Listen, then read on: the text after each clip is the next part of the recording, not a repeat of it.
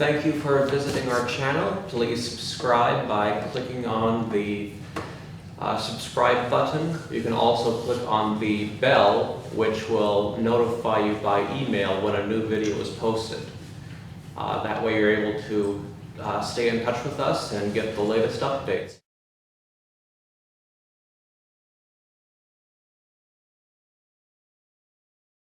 Good afternoon, guys. Okay, I'm going to get us started. My name is Shell Lemire. I am the president of Red River Valley Asperger Autism Network. Today, I think, is a really important topic. Blake Plankers is, don't tell your wife how much I love you.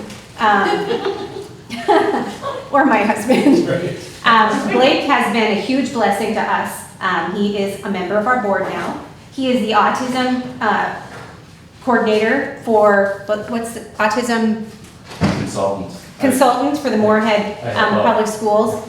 He's got this great way of looking at things in a different way and making it work. Been very helpful for me as I've had some questions homeschooling Bobby. And he's going to talk us through transitioning back to school. We do have two adults on the spectrum who are on our panel today, John Cody and Molly Lemire. There you go. I'll hand it over to you. Cool. All right. Well, luckily I see a lot of friendly faces in the audience. I'm really happy you guys could be here. But for those of you that don't know me, my name is Blake Plankers, and I work for the Moorhead Public School District as the autism consultant. I serve kids from birth to age 21. So I get a nice big range and kind of get to know everybody. I'm also president of the Teachers Union, and so that gives me an additional perspective. I kind of talk to everybody. And there is no greater diverse group of people than teachers. It's really interesting. They're all from different backgrounds, different philosophies, and my job is to kind of make all of that work together. It's more of an art form than anything I'm finding. But I've taught in the school district for the last 6 years. My first year I taught functional curriculum. We call it the DCD room. The second 2 years, the second and the third year, I worked at the high school with students on the spectrum and other conditions that might consider them neurodiverse. And we worked a lot on social skills, executive functioning, just making the whole social and academic aspects of school work for them. A lot of times I feel like we're pushing kids through a system that just wasn't designed for them. And so I feel like kind of a mediator between those two worlds, the students that have this really unique way of looking at the world and processing it, and everybody else, right? So it's been a really interesting journey, and today I want to talk to you a little bit about transitioning back to school. And so it can be kind of a tough time for our kids because summertime is as wonderful as it is. You get a lot of sunshine. It's a little less structured, not as many demands than going back to a very structured environment with a lot of demands. And so it's not the kind of thing that you just want to dive in head first to. And so there's a lot of different things you could do with your kids in collaboration with the school district to make that a more smooth transition. And so I want to talk a little bit about some of the things that I've done in the Moorhead School District. I'm really interested to hear from you guys about needs that you've perceived as parents, as well as things that might have worked really well for you in the past. And so really, the first step is getting to know the players, okay? Getting to know what everybody does. Really, your most important person to be communicating with is the case manager. Okay? Usually if issues arise, and things come up, that's your first person that you really want to talk to. Of course, there are certain situations where the case manager doesn't have a lot of control over it, in which case you probably want to talk to an administrative figure like a program manager. I'm not sure what they're called in Fargo, but they're kind of the middle person between the teacher and the director of special education. And then, of course, in certain cases when, usually anytime money is involved, you want to be talking to either the program manager or the director of special ed, and they can be really useful for you as well. But sometimes when we get so locked in the world of special ed, we might sometimes forget about some of the other important professionals that are in our students' lives. The general education teacher being the first one that comes to mind. However, I think I've run into, I don't want to say difficulty, but just a greater need for good communication between the case manager or whoever's in charge of that student's IEP and specialist teachers. In Moorhead we call them specials, and I'm referring to physical education, music, art, health, folks like that, because it's a great opportunity for our kids to get exposed to some kind of the fun parts of education. And usually these types of classes have a different structure than your typical academic class. And one of the things that I've heard talking to some of these teachers is, they get the students' adaptations, but aside from that, usually not a lot more than that. And so sometimes, we run into difficulty with those particular classes. And in my humble opinion, it's due to kind of a lack of collaboration between the teachers that work with your student primarily and the teachers that maybe only see them for half an hour to an hour a day. I think those types of teachers are really hungry for, what are some strategies, what are some really good tools to work with these kids, and they're really wanting more information to make those kind of more fun parts of school more accessible to these kids. I have a question. How do you think it's perceived by the teachers if the parent interjects and says, wait a minute, are you communicating with the other teachers? Does it feel like we're kind of stepping on toes? Because I know some of us don't care that we're stepping on toes. We want our kid to have that information. But I'm wondering if there's a way that maybe we can present it to the teacher in a way that is going to set our kid up the best, so the teacher feels like we're supporting them instead of attacking them. Sure. Well, that's a really deep question, John. I appreciate your question. Sorry, Blake. No. Can I tag on to that? Yeah. Yes. Can those special teachers be invited to the IEP meeting and be, required to attend the IEP meeting so that they understand the full cycle of what is happening? Because would that be a beneficial component? It would be beneficial if you can invite anybody you want to the IEP. Right, but I want to require them. You know what I mean? Like, Right. Especially when my son's had so many problems in one of the specials that he was it was removed from his schedule. Sure. So that teacher never once sat in one IEP. According to the Individuals with Disabilities Education Act, there are certain required members, being the general ed teacher, district representative, special ed teacher. Really what it comes down to, as many of the issues that people experience do, it's a fight for time. yes. Really, and it's a fight for subs, and it's not always real feasible to get everybody in the room at the same time during the school day. And so I think there's certain ways we can work around that, but in certain cases, absolutely, that's something that you can advocate for, to have those special teachers. In fact, I would encourage you to have those special teachers be a part of that IEP process. In fact, a couple of years back, I looked at a study of, they looked at what types of professionals had the most involvement in the IEP process. And they sat in on IEP meetings and recorded how much each person taught. And as you can imagine, the people that talked most were the special education teacher, the parents, but general ed teachers, and especially people that teach in a specialized area, really had the least to do with that whole process. I think that student's day and their entire program could be enhanced by further participation in that process, because we can write adaptations and talk about these are specific things that we want to work on during that time all day long, but if we can't get those people to the table, it's not really worth anything. It's just words on a piece of paper, and it doesn't translate into a more inclusive experience for that student. And so things that I've done personally to enhance that area in my role is personally meeting with those teachers, during their prep times. And so someone in my position has a little more flexibility to kind of go around and find, what's the best time for these teachers to meet.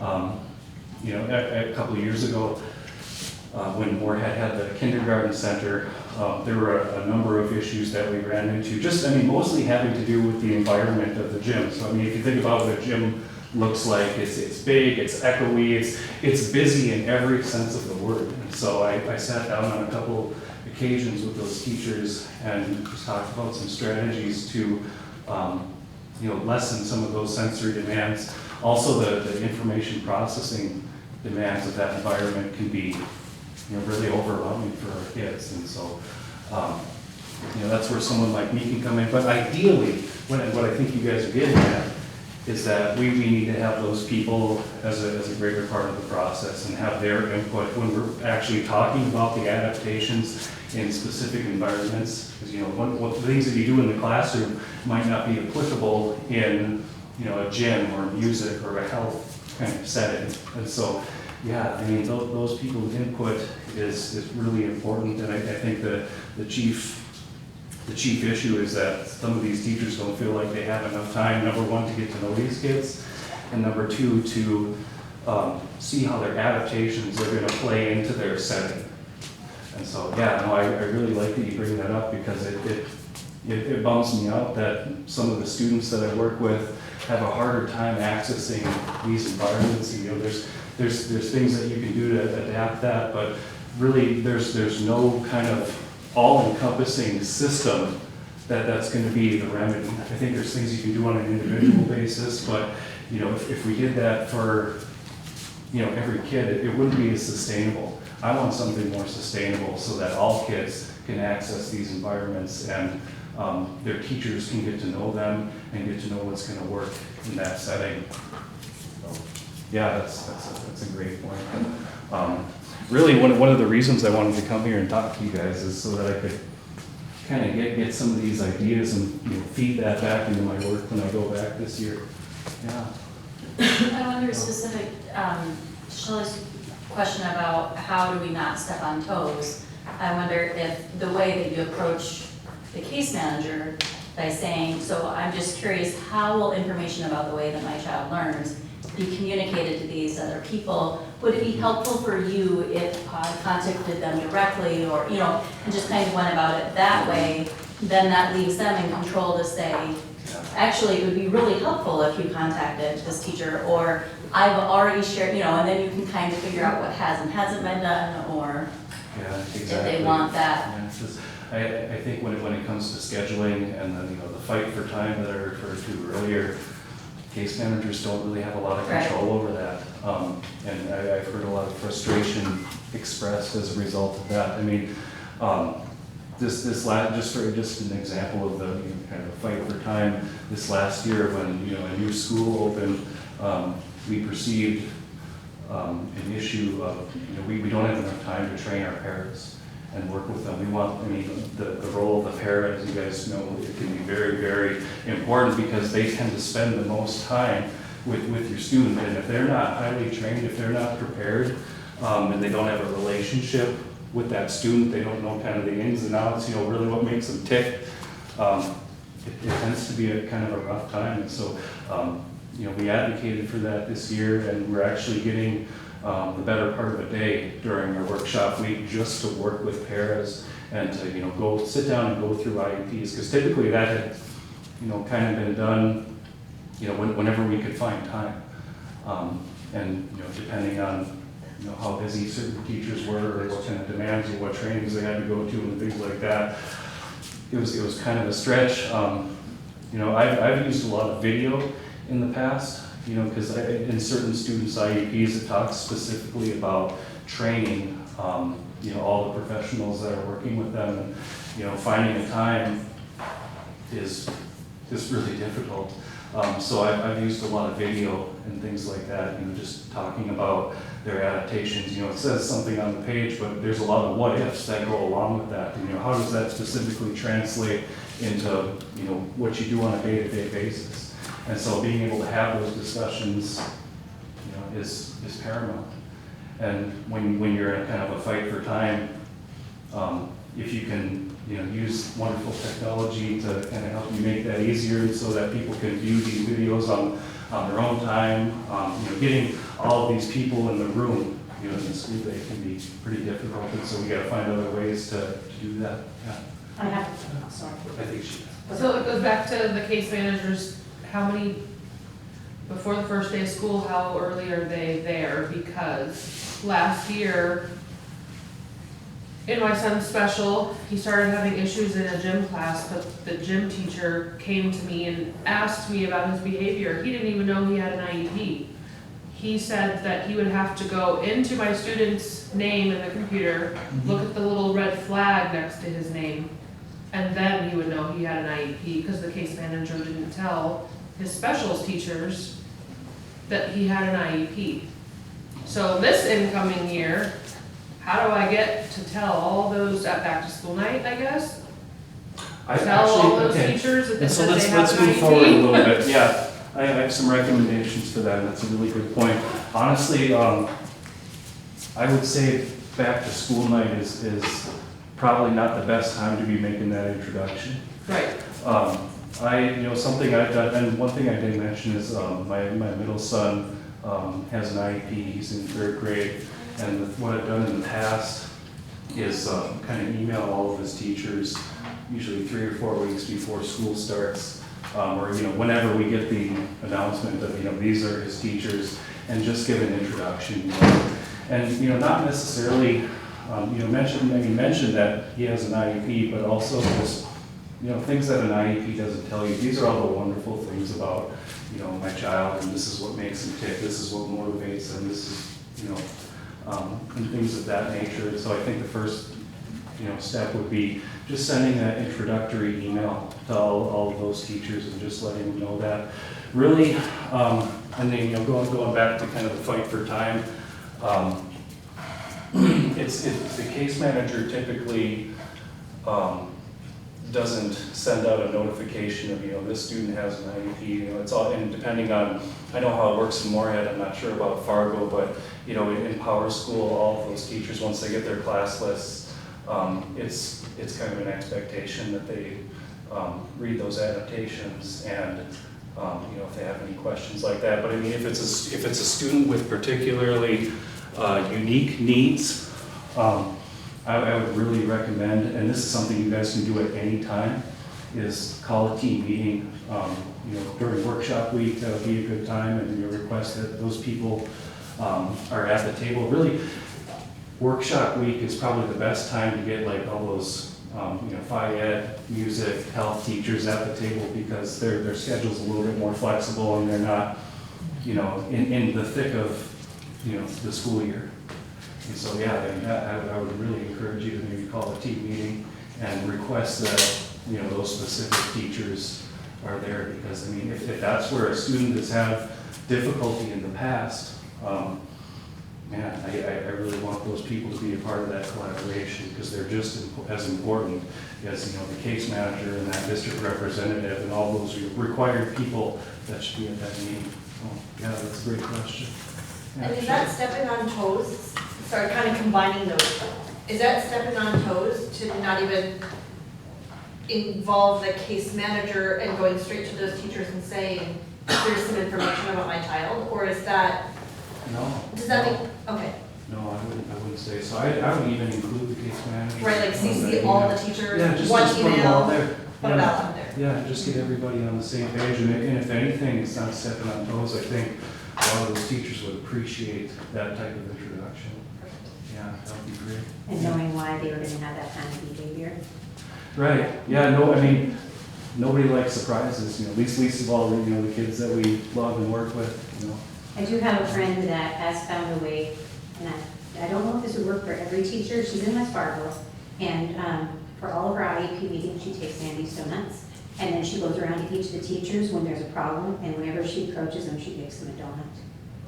And her kid has the best services, the best written IEP that I have ever seen. Can I say, in Maine, before we moved here, we brought food to every IEP meeting. And I brought food to my very first IEP meeting here in Moorhead, and nobody touched a thing. And it was the most standoffish, almost argumentative meeting I've ever experienced. And Emily Kohler Hansen was with us at that meeting, and she walked out and she goes, "I don't care who you are, you take that food." You know, she's like, "I can't believe nobody," and it was like fresh opened from Sam's Club. So it wasn't like, I don't know where this came. It was like banana muffins from Sam's Club and a veggie tray, both. So no matter what you want, we got something for. That set the tone for so much of how we experience special ed in Moorhead, when nobody would touch the food. Do you know what I mean? So the entire team was standoffish for the entire time? Yes. Yeah, you know, another thing that we do in Moorhead, it's a program called C3. It was set up before, you know, my time as the autism consultant, so I couldn't tell you what all three of those C's stand for. And one of them's connections. And one of them is camp. In a camp-like environment, yeah. But I mean, really, I mean, connections is the whole point of it, and so it's kind of an addendum to the back-to-school night or the, you know, normal orientation a kid might go through. And so some of the things that we do there, you know, we take them around the school. You know, we give them, you know, the landmarks. You know, this is where you go in this situation. This is where you go if you have to come into school late. You know, we just did it this last week, and I had a blast. It's really fun getting to know all these kids and kind of their little idiosyncrasies, and you know how, you know, this makes you start to think about, you know, what's going to motivate them and how we're going to help them specifically throughout the year. And the other big part of it is we walk through routines. Okay? There's a lot of routines that the kid goes through in school. You know, not just lunch, but you know, even at Horizon West. There's a specific way that they line up to go to their specials classes, you know, Phi Ed, music, art, and all of that. And so we walk them through all of that. And actually physically walking through those routines is very helpful. And you know, so it's not such a big question mark on that first day of school. We try to get all of those questions out of the way prior to them actually coming to school. And so you know, by the time they go to their back-to-school night or orientation, or, you know, depending on what grade level they're at, they're already a little bit familiar, and so it's a little bit more comfortable. And so I found that to be very helpful. Sometimes in summer, scheduling can be, you know, a source of difficulty there, and in order to counteract that, I was given a great opportunity through a friend in the Minnesota Department of Ed to use some different types of technology. One of those was a 360-degree virtual reality camera. And so in the last couple of weeks of school, I had some students help me make virtual reality videos of the high school. And so, you know, anybody that, you know, can't make it but really, really wants to have an experience in that school, you know, that's just another option for them to experience in a very, you know, precarious manner. You know, another part of it that's really important is having that student be able to express themselves to that new group of teachers in a manner that's comfortable to them. And so, you know, in special ed, we're all about giving, you know, multiple means of representation, you know, ways to learn the material, and multiple means of expression, ways that that student can express what they know. And I think that certainly applies to, you know, the kind of introduction. So we've had, you know, students make presentations, we've had them make videos, we've had them write or email their teachers with a template. I'll tell you what, the first week of school when I worked at the high school, I would have my students use a template to email all of their teachers about their adaptations, and really it did a couple of really good things. It got the students to know their adaptations, and secondly, it got them to think about, you know, which ones are really the most important. Because really, when you look at an adaptations page, they're all just kind of there, and some of them might be way more important than others, and they make much more of an impact for that student. And so it gets them to think about, you know, what's really the most important thing, and then they can, you know, add in, you know, whatever little nuances that that adaptations page doesn't express necessarily. And also, you know, writing can be an area of difficulty for some of our kids, and so providing that template, you know, really when you're just kind of plugging things in, is a way for them to have a writing activity where they can be successful and they can, practice some really good self-advocacy. And the idea that it's an email rather than having to go up to this teacher that you've never met and you don't know if they're nice or not, and it takes away a lot of the anxiety that a kid might experience with that. Yeah. The other thing is, I come to, I kind of knew this before, but in the last couple of years that I've realized, how important this is. But if your student doesn't have a relationship with the person they're working with, they're not necessarily going to take risks for them. That line of communication isn't going to be as open as it ought to be. And so I would recommend, if you guys can advocate for this, and it's hard when teachers aren't quite back yet. But the thing is, it never hurts to ask. And I'm going to say that right now, it never hurts. If you feel like your student would be successful, being involved in some kind of activity or having some kind of adaptation, it never hurts to ask. And so one thing that I've done with students in the past, teachers work in their offices or work in their classrooms, from the beginning of August to workshop week, and so we're always kind of in and out. And I've brought students in and we've played games. We've talked about literature that we enjoy. We talked about movies that we enjoy, and it's really nice to have that one-on-one experience. And when you have that kind of foundation set before school even starts, when some of that difficulty comes in, it's easier to work through because you've already got kind of a foundation of trust laid with that student. And and you get to know them on a non-academic, non-school level, where they can kind of get to know you as a professional, and you kind of get to know what makes them tick. And so really any kind of low stakes, small kind of intimate experience that they can have with that teacher is really important. Before all of these demands, the social demands, the academic demands, executive functioning demands come into play. So I found that to be really useful in the past. And so, yeah, it never hurts to ask. Can I ask a question of the panel? Yeah. Sure. With school starting, and I know it's a lot of people in the spectrum had anxiety before school starts, what is something that parents can do to help you guys feel more comfortable as school starts, and then to help make that transition so you can have those relationships with the teachers? I think that's a great idea to go in. So what are some of your thoughts on that? I would say that you kind of ease into it instead of just a hard start.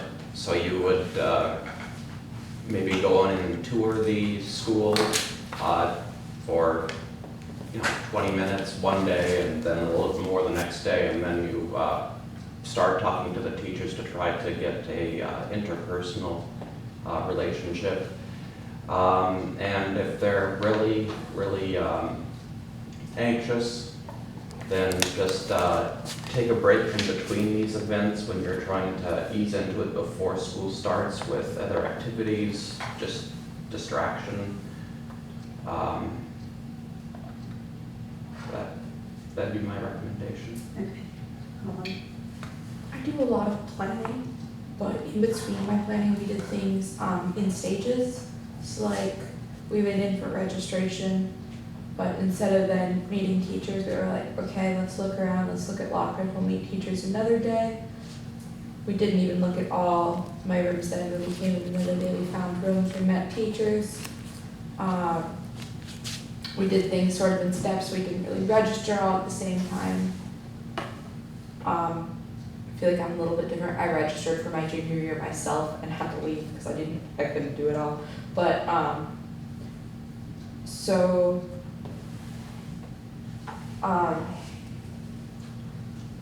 feel like it's a good idea to maybe meet your teachers in stages, and then as like a preparation thing, are the majority of people here with younger kids? 12. Going to 6th grade. Okay, so middle school? That's high school. Middle school, early high school. Okay, so you guys do go to separate rooms. I think it's a good idea to know the routes to your other rooms, that way on your first or second day of school, you don't get lost, because the grace for that does eat up pretty quick. So maybe a couple times walk around the school when it's empty to find your classes. That's not really about teachers. Sometimes they might be there and you can meet them if you want. Another thing with your case manager, they can introduce you to teachers if you want them to. I don't know if that's helpful. Find the sensory room, the OT room. It's huge. So do we email the case manager and set this up, or do we just stop by the school and say, hi, we just wanted to check things out? That's a good question. I just showed up. I would maybe start with the principal. I mean, even just show up. I showed up yesterday, and we looked at a little space in there, and they're pretty flexible with that. Just checked in with the secretary. And if we're emailing the teachers to give them a heads up about our kids, we can also say, we're gonna stop by sometime, right? And just sort of let them, give them a heads up. Maybe ask what time they're planning on being there today. So are we telling them, or are we asking them for permission It's to an come excellent visit? question. To come visit the school? Right, are we telling them we're coming to give our kid a tour, or are we asking them permission to come give our kid a tour? We skipped that step and just shut up. Yeah.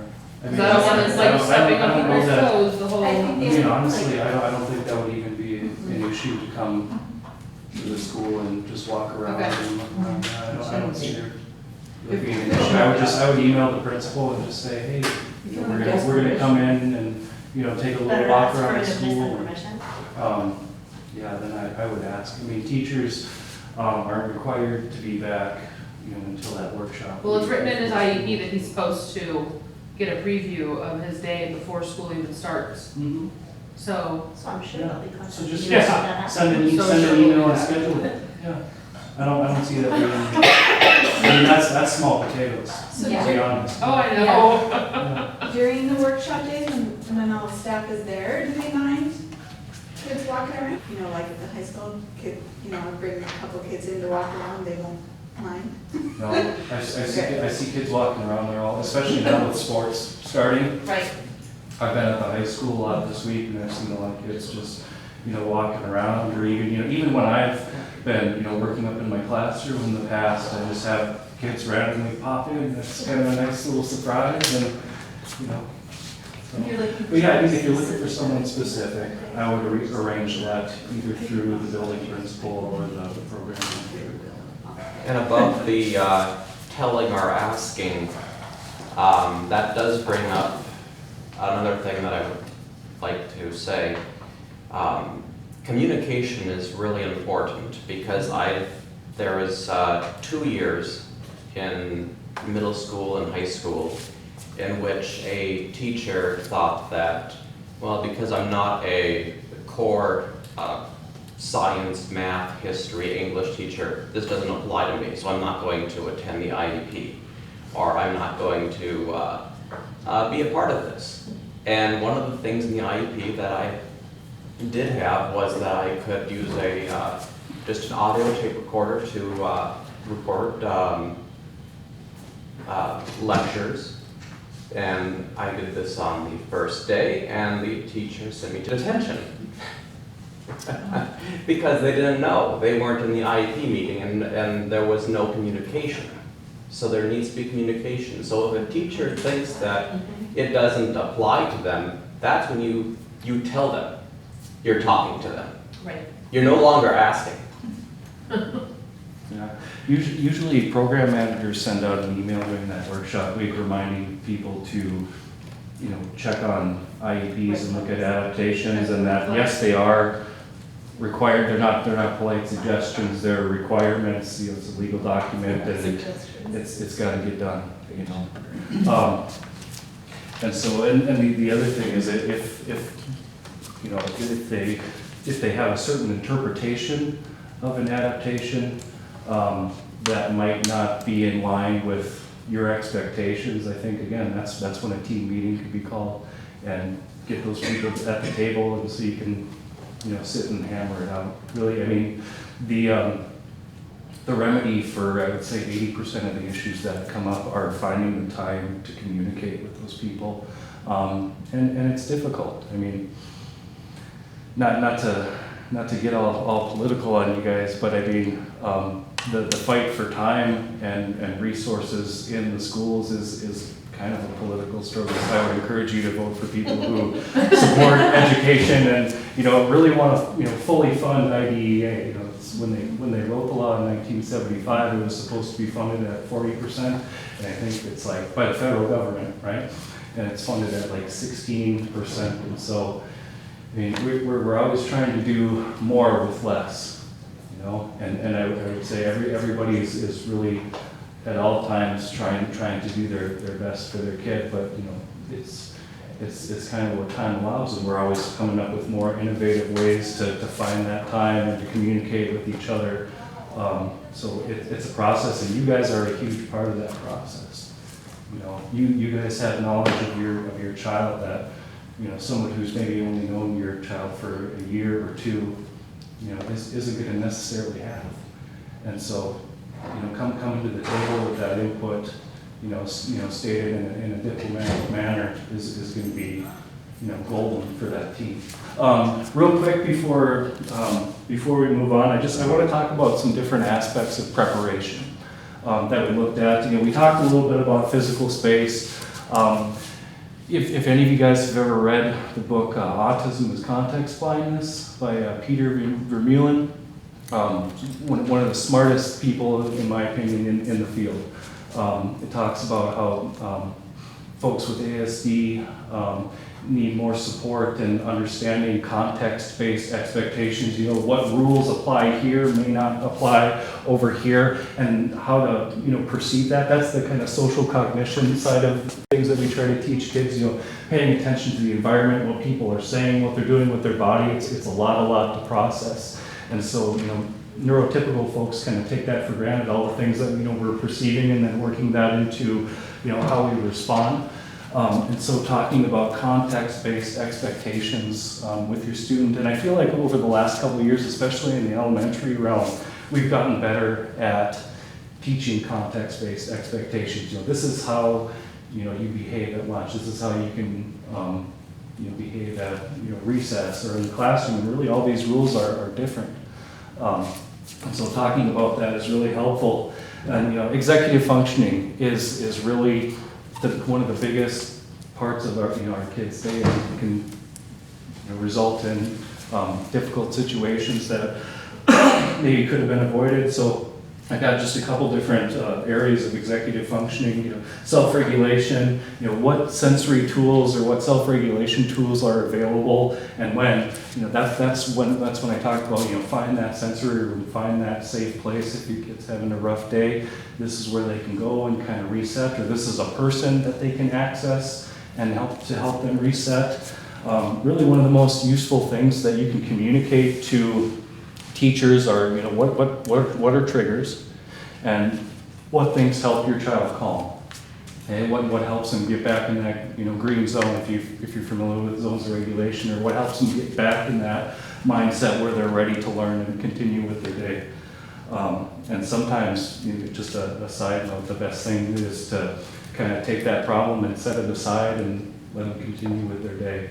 You know, not everything needs to be solved right here, right now. You know, and that was a lesson, you know, early on in my career. That was kind of hard learned. Sometimes you just got to let it go and let them continue with their day, and, you know, talk about it the next day when they're calm. Attention. Where are you going to focus best? Okay, for some kids that might be the back of the classroom. For some kids that might be in a, you know, quiet area adjacent to the room. It's all very individualized, and so those are conversations that you want to have with your student as well as their teachers. Organization is a huge deal, and really what I found is that a lot of these kids work best when there's a system laid out, and that's devised prior to the start of the school year, or prior to, you know, adding in all of these other expectations. And so if you're adding in academic expectations and then, you know, expecting them to come up with an organizational system at the same time On their own, you might run into trouble. And so that sort of thing is best devised on the front end. And where difficulty comes into that is that some teachers might have an expectation for what their organizational system is going to be. And especially it gets further complicated as they get up into the secondary level and they've got 5 or 6 different teachers. Some math teachers might want their binder arranged in a certain way. But really, I mean, the key word in an IEP is individualized, right? And so if that system isn't going to work for them, send an email or talk to their case manager and say, hey, we might need a different system. Or, in some cases, some students are graded on or their organization of their binders, and in those cases, that's an adaptation that we've applied where they're not going to be graded on that because they might not have the requisite skills in order to maintain that. If that's something they're working on still, then that's probably not something that should impact their grade. And so those are all great conversations that you can have with those teachers. Initiation is another big area, and especially if that student isn't feeling real comfortable in their environment or with their service providers or whatever. If there's a problem, who do you talk to and what's the best mode of communication? I have students that just will not go up to their teacher and say, hey, I've got a problem. And so we've come up with other systems where they email or a Google Hangout. If you guys have ever heard of Google Hangout, it's kind of a instant messaging system within the Google platform that Moorhead uses, and that's been another non-threatening way for a student to advocate for themselves. So there's the nice thing about living in this age of technology is there's a lot of different options for communication, and so if one is just not working yet for your student, then there's other things to consider. And then, one of the other ones being memory. You have to memorize a lot of stuff for school, and some of our kids are really good at memorizing things, and but it's good to kind of come up for a system for remembering all of the things. Some kids like to use technology. They might like to put in assignments into their phone. Some kids do better with a paper planner. 8 times out of 10, I've noticed students do better with a paper planner that can go back and forth between school. They come to my class, we'll check it off, and if they miss something, we'll get a hold of that teacher and make sure it gets written down. It's just having something real tangible like that is a lot better, in my opinion, than putting it all on the phone where they have all this social media and they have games and they have other things on there, and it just gets to be really distracting and disjointed sometimes. But if you have a tool specifically for remembering things for school, that tends to work the best. So I want to ask you guys a couple of questions. So what is your child's chief source of anxiety going back to school? I mean, really, if you had to boil it down to 1 or maybe 2 things that they feel is going to cause them the most difficulty in that transition back, what is it? The unknown, because Yeah. typically, so many of our students need things right day one, and Yeah. need the supports there day one, and many times they're not there until, they're not set up day one because it's the beginning and there's so much to do. Right. And so it's the unknown of what's going to happen day one, because people aren't going to know things, or I don't know where to go if I need to leave the class, or I don't know what to do if this happens. Right. It's the first day. So it's Yeah, the unknown. That's huge. That's a lot of us too, but Right. there are, times 10 kids, so it's a bigger Exactly. problem for them. And they feel these frustrations and emotions times 10. Yeah. Right? Yeah, and the other thing, if there were no, barriers or, lack of time or resources, I would say special ed teachers and case managers should maybe be given an extra week Right. before our workshop week. And so when I go to the school board this year and we negotiate our new contract, you guys will be all there to support us and, Of course. saying that special ed teachers need more time. You give us the heads up. Yeah. we'll be- Right? You guys will all help me out I will there? each bring 5 friends. Bring 5 friends, yeah. Yeah, that's great, thank you, yeah. What Like they else? think, My youngest is afraid he's gonna have a meltdown in front of his classmate. Sure. He's afraid he's gonna get so overwhelmed, he's not gonna be able to keep it together. Yeah, and that's tough. I Creates mean, more of the storm. right, yeah, and that could be such a, you know, somebody that already has a lot of anxiety about what their peers think of them. You know, if they have an experience like that in front of their peers, it certainly doesn't help it. Yeah, and so again, that really highlights the importance of, you know, knowing where to go or what you can do if you're feeling overwhelmed, and having good communication with that general ed teacher so they're not wondering, hey, why is that kid running out of my classroom? I'll call security. You know,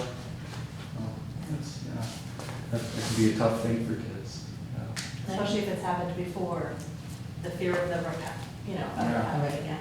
Yeah, and you know, the other thing is we've, in the last couple of years, as long as I've been in this position, we've tried really hard to talk to other kids about, you know, why that might happen, or, you know, how you can react and be supportive in those situations when someone's having a hard time.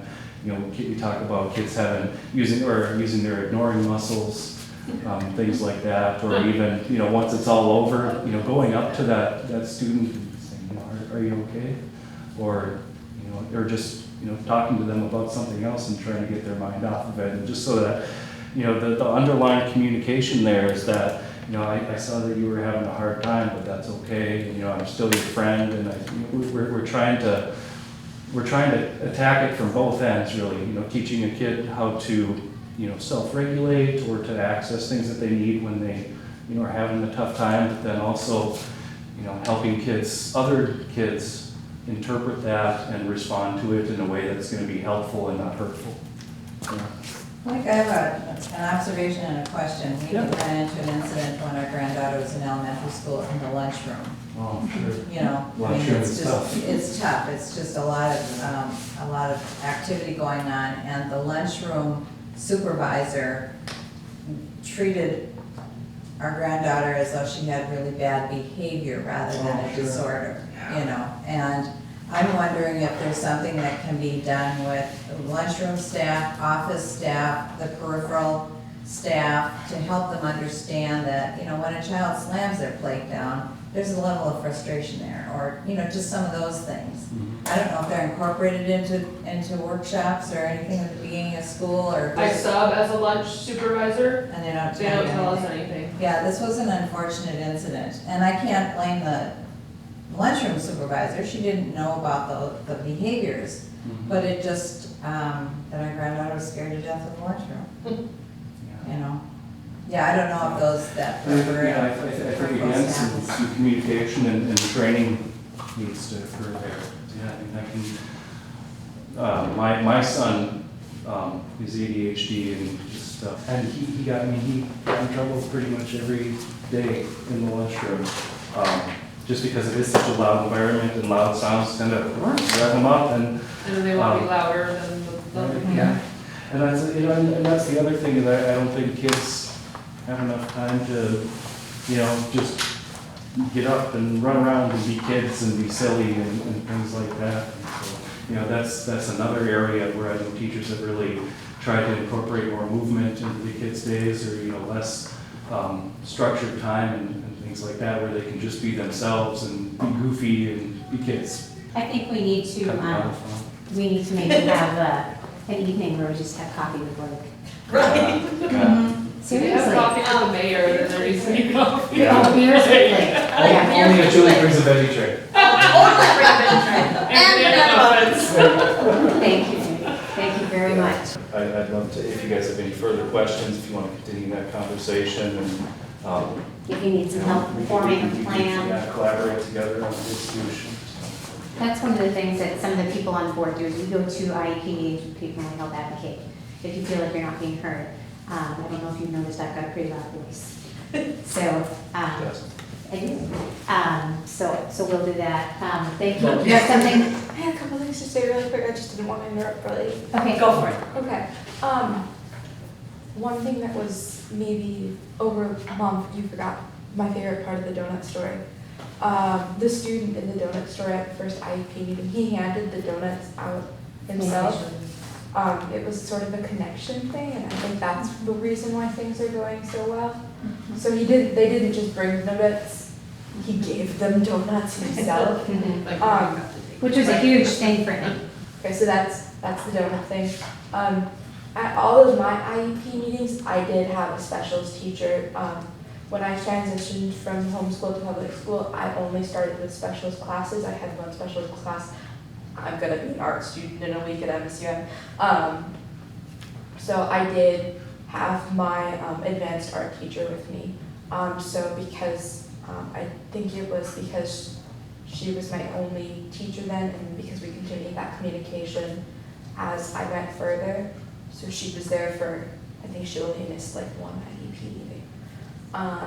So it's a thing that does happen. They can come to everyone. And then just like we were talking about planners, the way I did it throughout my entire spring semester, my senior year, it was when I finally figured it out for planning, I had just a note-taking app on my phone. I used Google Keep. So that way as I got assignments in class, I would write them down in my phone, and then at home I had a do it now, do it later pad, where you could rip off things that you've done. And I've been using that for more than a year, and I still have it. I'm bringing it with me to college.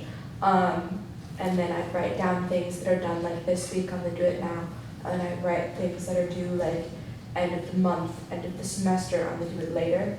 So that way it was sort of split up into steps, and it's a checkbox list. And then when I was done with things to do it now, I could rip it off and throw it away. A little bit of satisfaction. It was great. I'm Go ready throw to it in do the it. fireplace. Do you have any final thoughts, Jim? I have one suggestion that came to mind when there was a discussion here.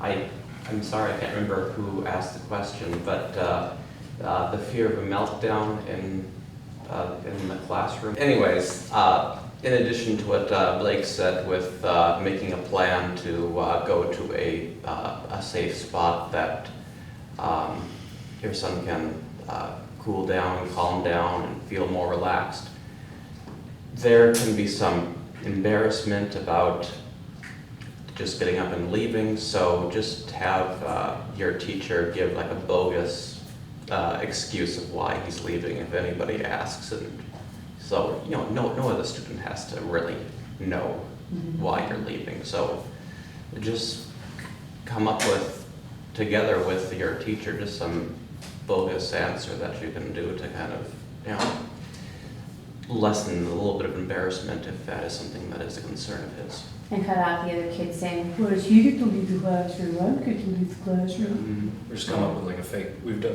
it where like we've got a fake pass or something. Well, I mean, it's not a fake pass, but I mean, it's. In the It's past, fast, Libby's or- taken books to the media center. Like, the teacher will say, will you take these to the media center? And then she'll walk those to the media center. It's a reason to get out of the classroom. Yeah.